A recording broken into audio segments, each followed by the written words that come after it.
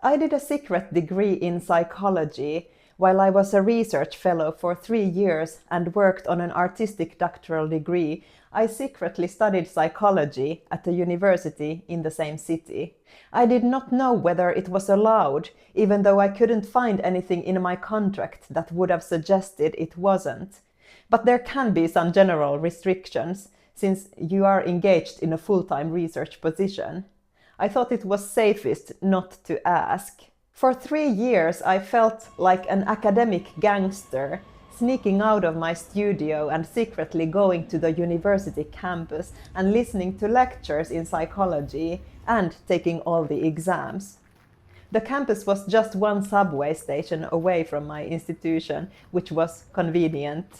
So I completed a bachelor's degree in psychology while being a research fellow in musical composition.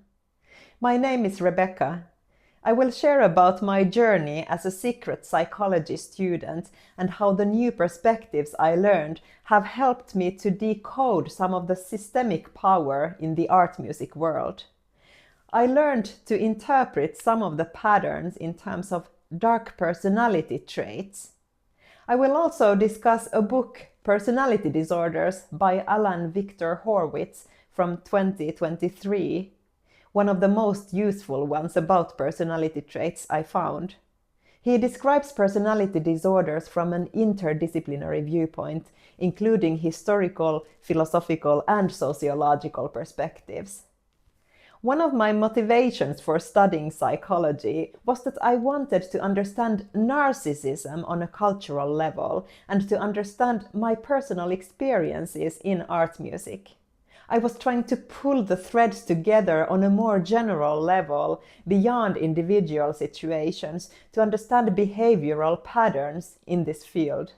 But this is not mainstream psychology, not in research either. Most information about personality disorders or personality dimensions, so we are not necessarily talking about diagnosed disorders. Most information focuses on individuals, on narcissistic abuse or healing from it. I was interested in how toxic behavior is enabled by the surroundings and how they might even be integrated in some of the practices of a professional field. Is it possible that these traits do not only randomly occur in individuals within a field, but are actually formative of some of the behaviors of a field? I wanted to understand whether dark personality traits could be understood as institutionalized traits, entangled in the practices of art music. And they might be just as much present in other forms of music and elsewhere in society, but I believe that they do unfold in different ways. Dark personality traits can refer to the dark triad, narcissism, psychopathy, and Machiavellianism, but sadism too has been added to this construct, which turns it into dark tetrad, a personality trait construct where different features of these personality types can be emphasized in different ways. Sometimes dark traits are also called antagonistic traits, since all the types include antagonism. So, on the one hand, I was doing research in musical composition deep inside the structures of art music. On the other hand, I was sneaking out, going to the university, studying the psychopathologies of this field. So I was moving forth and back between these territories. Toward the end of this period, though, I did check with my institution, and it was not forbidden. They were even supportive. I was actually a bit disappointed. You try to do something bad, and then everyone is like, "Oh, that's great!" Some questions that I was asking myself in this period. Could it be that there are connections between some people really liking to forward ideas about the artistic genius and themselves as a genius, a concept we've come to deal with in the past 200 years alongside the development of the modern concept of a musical work? Later, the concept has been translated into the word talent, and even worse in my opinion, institutions start up programs for young talents. Does this culture of assumed special individuals sometimes appeal to individuals who need a space where they can feel superior to others, more special than others, and who want to associate themselves with other people who they also consider special? They rank people they meet within a hierarchy by how worthy they are, which is very typical of narcissism and other dark personality traits. And this is speculation from me. Another question I had was, could it be that it is particularly desirable to someone with dark traits to have a position as a gatekeeper in a high prestige environment? A conductor, artistic leader, a teacher, or someone on a competition committee evaluating others. People often suck up to power, and this seems like an excellent terrain for someone who enjoys triangulating people, making others compete for their validation and for a position in the high prestige environment. Maybe they get to create chaos when they are bored, without any consequences. And this is speculation. I mention narcissism a lot, but the other dark tetrad traits are also relevant. A traditional charismatic leader type might correlate with psychopathic traits. Today there are many leadership models and different theories about good leadership, which you can learn about in business psychology. But the historical charismatic leader has been prevalent in art music. Machiavellian traits, on the other hand, are characterized by strategic manipulativeness, emotional detachment, and often less reactiveness. A narcissist is typically more reactive on a short-term basis, so the different traits can occur to different extent within this personality construct. I was also interested in the historical changes, how these traits correlated with cultural psychology, the individualism that has flourished in modern urban societies, new living forms where competition often replaces collaboration, and how this affects the psyche of people. How this might have resulted in certain modern pathologies being enabled, or how it might increase existing pathologies. Someone with a self-centered mindset who seeks attention and thrill, who does not have resilience, collaborative skills, and patience, would perhaps not have survived that well in an agricultural community. And then there's the cover-up aspect. Could it be that the assumed innocence of music functions as a cover-up? The Western art music concept builds on an idea of music being simply music, an internal structure, a very distinct idea about autonomous music that is tightly connected to the modern development of the musical work, the modern idea of the musical work. Many musicologists and philosophers write critically about this process. Musicologist Susan McClary is famous for bringing up this assumption that music is only music, as she writes. Philosopher Lydia Gurr writes about the modern understanding and the separate roles, composer, performer, etc., deriving from the changes that happened around the year 1800, all relating to the modern understanding of an autonomous musical work. Musicologist John Shepherd uses the concept of timbral innocence about this process, the assumption that music exists beyond any political relationships. This innocent making of art music, making it even something sublime or otherworldly, might offer a perfect cover-up for dark personality traits. They cannot walk around being openly dark, openly strategic. They need a space where they are already assumed innocent. And since art music is culturally often assumed to be innocent, music is assumed not to hurt anyone. It is also assumed to be an activity of excellence for masterful minds who can be slightly odd or rigid, but it should be accepted and tolerated because, after all, they make great art. This innocent-making terrain offers a great cover-up for someone with dark personality traits. And during these 3 years, I discovered others doing research on related topics, also documenting different aspects about these processes in art music. Like Ramstedt, who finished a doctoral degree on emotional abuse and humiliation in classical music, she writes in her abstract that idealizing excellence and other harmful beliefs may not only facilitate but even justify teachers' emotionally abusive behaviour. This would correlate with the aspect of sadism in the dark tetrad construct. So, is it possible that the way this field has been formed in the past 200 or 300 years, the musical work-centered practice, with more specialized roles and hierarchies than before, including a culture where this music has been turned into a sort of super sport, an elitist activity, and a process of hero-making? Could it be that this is not only an excellent space for dark tetrad personality traits where they might flourish, but also that the field itself has been formed and maintained by these traits on an institutional level? While I specialized in this topic toward the end of my psychology study, I also brought the question into my artistic research project. Even if I did not discuss personality traits, I called it rather the classical ego. 200 or 300 years ago, the Western soul was sold to a black hole in exchange for power and control of the narrative, of the everything. This music shit was made absolute and sent to the moons and placed beyond this reality as a universal language, blah blah blah.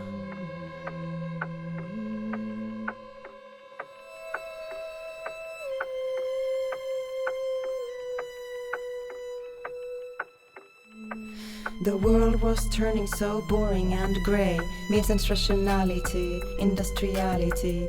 And they say, but hey, let's design a magnificent space where the music is placed on a podium, in a concert hall, in an opera house. Let's make them listen in that particular way and let's turn this into super sport, a super classical music sport. That was from the song Classical Ego. So these questions were much present in my artistic research too. In terms of personality traits, it was not easy to find contemporary research literature that discusses personality disorders or dark personality traits in a cultural context and how their development might have occurred intact with changes of society. Most of the research is either empirical statistical, based on already existing definitions about personality disorders, or it is more pragmatic and oriented toward clinical treatment. Yet I did also come across ideas that narcissism may not survive equally well in a collaboration-based society, for example an agricultural society where accountability, patience, collaborations and certain maturity is necessary for survival. If your neighbor succeeds, you succeed too. In a capitalistic world, there is a larger tendency that individuals compete for attention, and it is a far more fruitful ground for dark personality traits. Though we do not know for sure if this increases these traits or whether these circumstances activate these traits in individuals who already have them. But research in psychology is highly empirical, and cultural or critical psychology are slightly more marginal. And there are historical reasons for psychology operating in this way.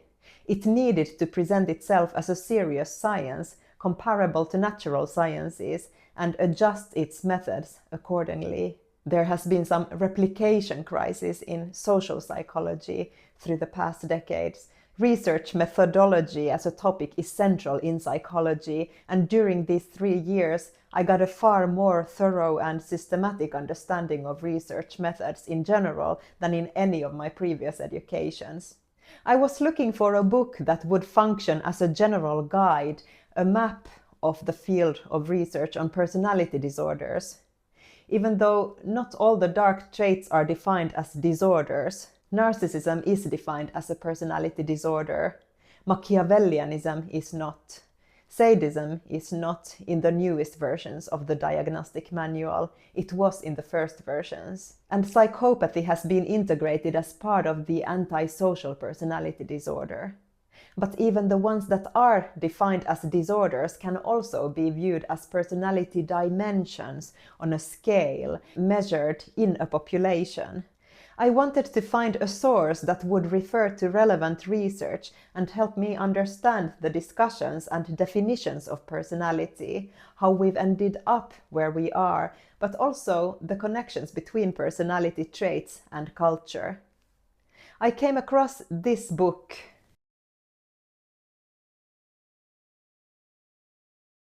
Personality Disorders by Professor Allan Victor Horwitz. I first found it at the university library and then I bought it myself.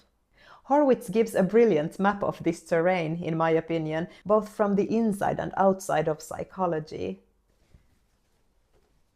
The book moves between these different levels, describing societal conditions, history of psychology, drawing connections to philosophy, and giving very accurate and detailed information about the development of the DSM, the Diagnostic and Statistical Manual of Mental Disorders. Now we are on the 5th edition. That is what DSM-V means. Each edition has made revisions and changed the content and definitions of personality disorders. I wanted to reflect this topic, classical music and dark personality traits, in light of a few interesting points and fun facts from this book, very freely and subjectively chosen out of my own interest area.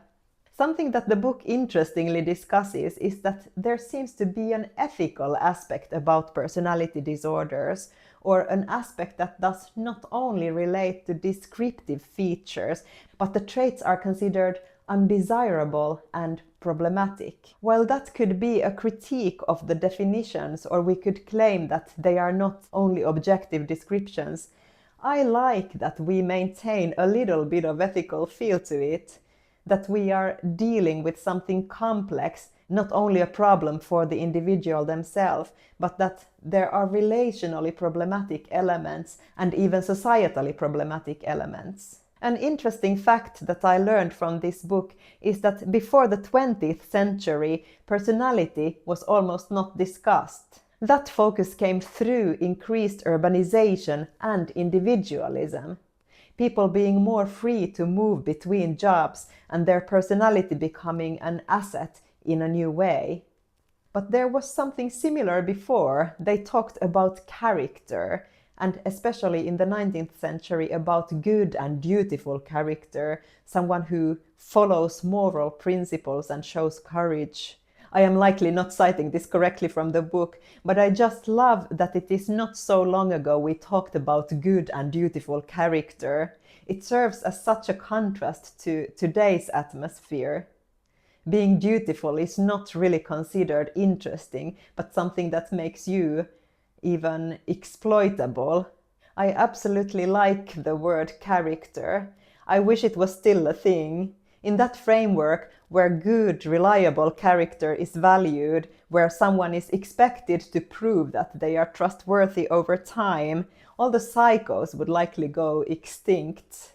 So I don't protest the moral flavor of the expression dark personality traits either, even if it might seem a bit value-based. The traits, and especially cluster B traits, narcissism, borderline, antisocial personality disorder, and histrionic personality disorder, can only unfold in a social space. They would not even really mean anything as isolated traits, and it is also said that narcissism is the trait that makes other people attend therapy, not so much the narcissist themselves. But let's go far, far back in time to the Antiquity, as this book does too. Horwitz discusses character in that time and character types. Theophrastus, whose work Characters, 319 before Common Era, described recognizable social types such as flatterers, babblers, shameless men, and obnoxious people. These portraits already resemble modern personality disorder prototypes because they depict rigid, repetitive character styles that remain stable across situations. Theophrastus' descriptions were also explicitly moral and negative, essentially catalogues of bad behaviour. Horwitz then contrasts this with Aristotle, who viewed character differently.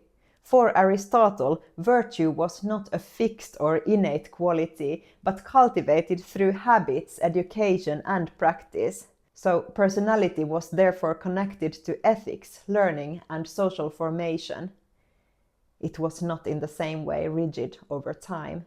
Horwitz also suggests that modern personality disorder diagnoses still carry echoes of these ancient frameworks. Contemporary categories such as narcissistic, paranoid, and histrionic personality disorders continue to combine clinical observations with moral evaluation and culturally shaped expectations about what is proper behavior. What is proper behavior? Good character. Let's talk more about art music. This super sport, this highly ritualized prestige behavior. I began noticing that these ancient character sketches still seem to exist inside today's music world and institutionalized behavior. Let's take two examples of character types, the flatterer and the sycophant. Though the sycophant is not from Theophrastus' terminology, and it had another meaning in Antiquity than later, I am now referring to a meaning from Renaissance. The flatterer shows exaggerated institutional politeness, applause, status performance, strategic compliments. So the flatterer compliments everyone around them for personal gains. So the flatterer themselves gains something from complimenting everyone around them. Thank God we don't have any of those in art music. The sycophant is driven purely by self-interest. They seek advantages like promotions, money, or status. They say yes to whatever serves them in a particular situation and alter their identity to match their target's desire. An example of these institutionalized behaviors in art music could be how people congratulate each other on social media after they have a breakthrough or won a prize or something.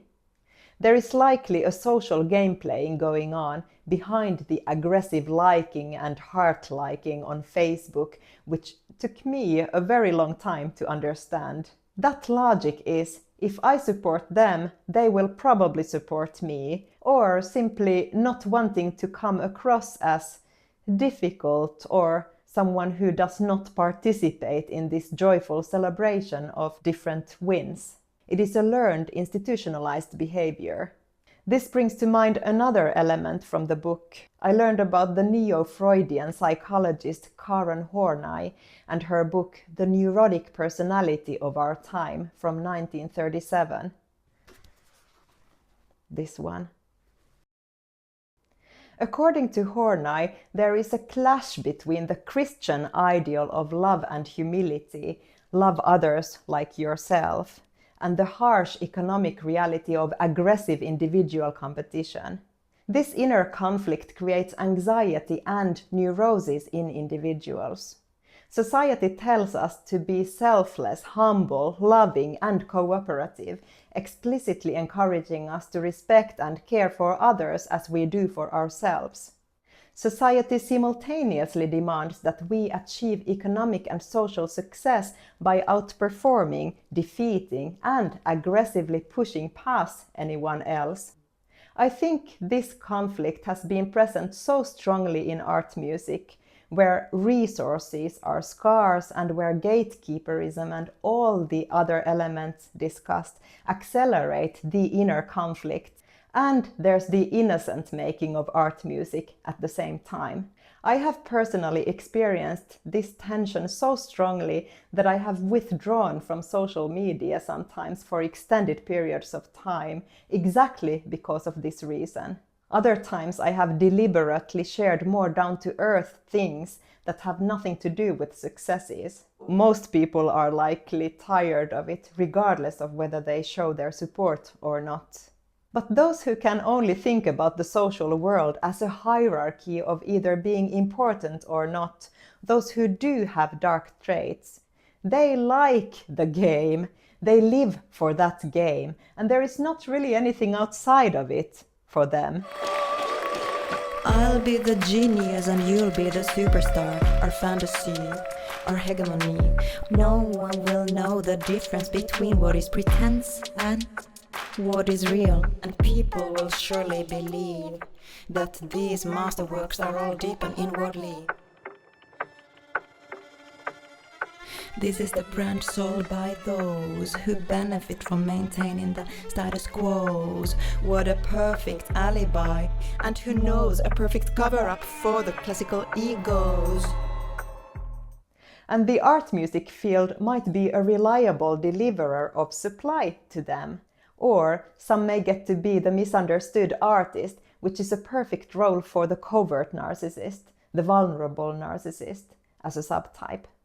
At the same time, they completely depend on this system. If the system were to collapse, they would lose their access to supply, a network that maintains their sense of self-importance, that mirrors themselves back as someone significant. And the narcissists cannot validate themselves. The classical ego's narrative starts shaking, these simulations start breaking. When no one offers adoration anymore, these egos collapse and start to dissolve. These egos, they need the spotlight, a reliable stream of validation as supply. As their cover-up crumbles, they are destroyed. And they will disappear into the void. On a general level, these discussions are interesting because they concern society and the possibility that institutions can be sick or that there can be general problems about our meaning-making systems. This as opposed to pathologizing individuals who suffer within these systems. In the near future, I will also publish a book on this topic. It will be pretty short and you will be able to read it through 2 or 3 morning coffees. There will also be an extensive list of literature related to this topic. If you're interested in receiving information about it when it's published, you can subscribe to receive information in the link down below. Thank you for watching.